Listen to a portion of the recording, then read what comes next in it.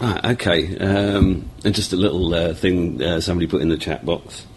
That Eskimos would be knackered by the polar reversal, but that would assume that Eskimos had only been in the Arctic regions for less than 11,000 years. And certainly my take on current human archaeology is pushing the frontier of human inhabitation and civilization around the planet back a lot further than that. The Vedas point to at least 40,000 years, and certainly there's evidence of high civilization being around at least 9,500 BC, according to Graham Hancock's calculations. So it would appear that there was certainly a widespread human civilization covering the planet before the end of the Ice Age, which is approximately 11,000 years ago. Again, we seem to have a lot of these kind of 10, 11,000 year intervals here. There's certainly something being pointed to there. All right, okay, so let's go one step further. What is matter? I mean, this is one of the fundamentals where I think that most of the mistakes are being generated from. That the stuff and substance of matter, the more we peer into it, the less substantial it becomes, the more ethereal or aethereal, pertaining to the ether. And that's basically where I'm going to go now. I mean, it would be possible to pursue this like the under the giant's fingernail theory until it disappeared up its own backside. I know that plenty of people could pursue the question of, all right, then, okay, so what is the ether? Well, I'm sorry, but I'm going down to subatomic particles below the size of the proton and the neutron to the pointillescent spots of space that are so infinitesimally small that it's almost becoming pointless to conceive of anything smaller. Right, okay, so essentially what we have is, if you vibrate a sphere of liquid, and if we consider the ether as some kind of superfluid, then what the shape that will form from a perfect sphere being resonated at a particular pitch will be the star tetrahedron, which is two interlocked triangular equilateral triangle based pyramids, pointed tip through the base and base through the tip. Essentially these would be the nodal lines, the harmonic nodal lines, where the amplifying and defeating nature of interference patterns will leave a quiet spot in the fluid, and because of the nature of the vibration coming in from all sides, this causes, like I say, this star tetrahedron. Well, this star tetrahedron is a very interesting shape when you start to look into it, and essentially it underlies the fundamental shape of nature. This can be understood most easily by looking into some of the ideas held within sacred geometry, which state that you start from a point. So you consider a point, and a point is no space that contains nothing. It merely describes an area, a place, a start point, I suppose. You then move out to 2 points, at which point you can draw a line, and these 2 points are still not space. You can't contain space within a line. When you get to 3 points, suddenly we have a triangle, and from a triangle you can contain space, but you can only contain two-dimensional space, still not stuff and substance. In order to make three-dimensional space, you need to have a fourth point, and this fourth point is placed equilaterally from the other 3 points and makes up a tetrahedron, a three-pointed pyramid on all sides. So it has a equilateral triangle as a base, an equilateral triangle as each of its sides. Now, this now is the primary, most economic way of the universe containing three-dimensional space. But the trouble is that this doesn't allow for any sort of a wave function. there's no way of this space interacting with anything. It would just be dead. It would be a dead matrix. There would be no evolution. There would be no movement. It would be a fixed object. So you need a second tetrahedron, and the second tetrahedron needs to be placed in perfect opposite geometric polarity with the first one. So when you insert the second tetrahedron through the first, you end up with the star tetrahedron. Now, if you consider the one of the tetrahedrons to be a positive and one to be a negative, or one to be a hot and one to be a cold, whichever waveform you wish to describe, the polar opposites will be contained within those tetrahedrons.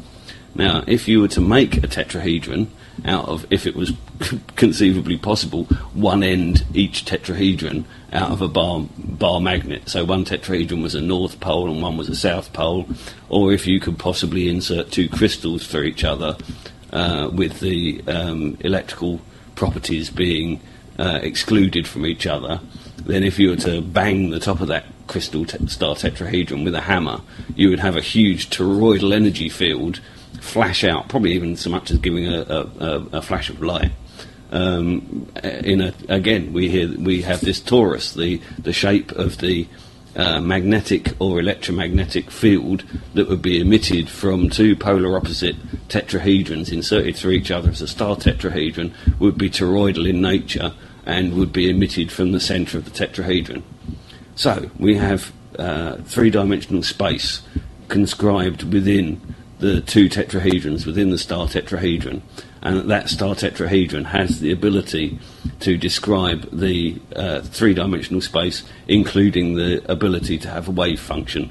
Now, the importance of this wave function is that if you now draw this star tetrahedron as a matrix, as a grid, out in all dimensions, so you attach a star tetrahedron to another star tetrahedron, then more and more and more in all directions. So if you had one in your hand, you would stick one on the top, one on the bottom, one on the left, one on the right, one on the front, one on the back, and build out into space a lattice work of star tetrahedrons, because any way that you vibrate the ether, you end up with this shape, and within that shape it's a fractal shape. So within each arm of the tetrahedron there's a further tetrahedron described, and the vibration, the nodal pattern of the tetrahedron is repeated within each of its fractal parts. So you build out this three-dimensional grid that you, let's describe it as a matrix, because that's probably the most appropriate term for it. In this matrix made up of star tetrahedrons, if we were to take a little glass hammer and ping one of these tetrahedrons, it would radiate a toroidal energy field out through the... Imagine them like the coil springs of a sprung bed when you've taken all the cloth off. Imagine them all connected sort of arm to arm, like a bunch of protesters or something, and you kick one of the protesters at one end and a ripple goes through the protesters before the one at the far end comes around and kicks you back up the arse. Okay, so essentially we have this bed spring matrix. If you ping one of the springs, this toroidal energy field emanates from the centre point of that tetrahedron, that star tetrahedron, and you have a single note. If you ping two of the mattress springs, you have two toroidal energy fields approaching each other through the matrix, and when they interact, you end up with interference patterns again. Now, these interference patterns, while being generated by a star tetrahedron, because of their toroidal, circular, curved nature, will interact in very, very strange and peculiar ways. And anybody that's experimented with a wave tank slit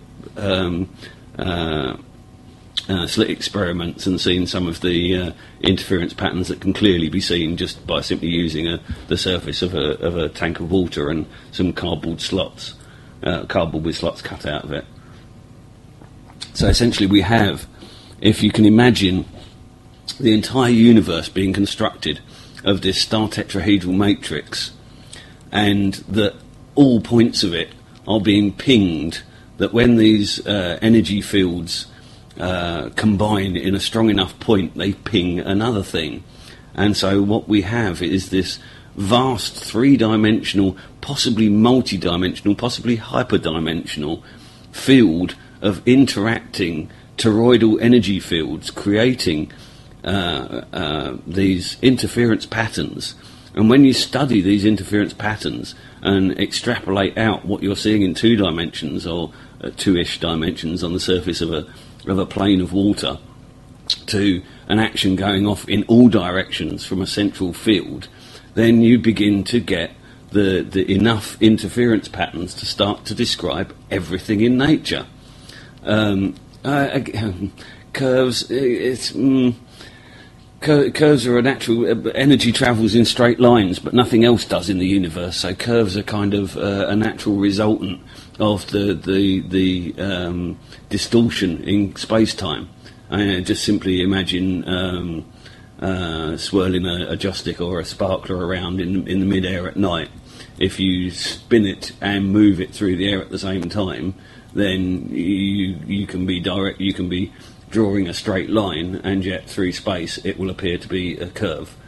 That's just sometimes you have to extrapolate out to an additional layer of implied complexification, that sometimes these things aren't so easy to grasp within the normal realms of three-dimensional considerations, and that we often, when thinking about dimensions, have to add implied dimensions, or reduce our consideration of the dimensions that we are looking at by a factor of 1 in complexity, in order to then be able to imagine the implied dimension. It's quite tricky.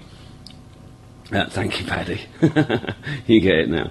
I could give you an easy example of this. If you look at most conifers, if you imagine your star tetrahedron and imagine it rotating through space as it projects itself out through the Earth, and you have the morphogenetic field of a conifer.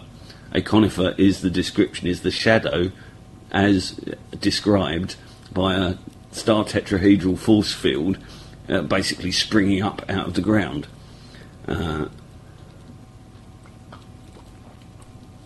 Yes, Pondy, interaction between opposite charges, but again, charge is possibly a bit of a misnomer that we're... bloody hell, I've done my lighter. Oh no, I've lost my lighter. Bugger. And I've lost my thread. I'll tell you what, I'm going to put a tune on, because this is all very deep and very dark and quite hard to wrap your head around, and I need to clear my thoughts. Let's see what we've got here. What do you fancy? Do you fancy something regular, or do you fancy something out of my selection? Yeah, the tree does grow into the electrical... Well, yeah, the electrical paths, yeah. I kind of see bioenergetic rather than electrical myself. I'm a big follower of Sheldrake and the morphogenetic field theory, which suggests that there is actually a bioenergetic field as described by Reich with Orgone, and as assumed to be a fact with the chi energies of Eastern philosophies, and is basically just a life force that expresses itself through the resonant frequencies in the shape of a human or a tree or a rabbit or dog or whatever, and that we as cells, as a cellular organised creature made up of small components, organise ourselves within this predetermined morphogenetic field, and that he links a lot of ill health to people not realising the shape of their morphogenetic field and responding appropriately to its changing dynamic nature. I'm not seeing anything here that I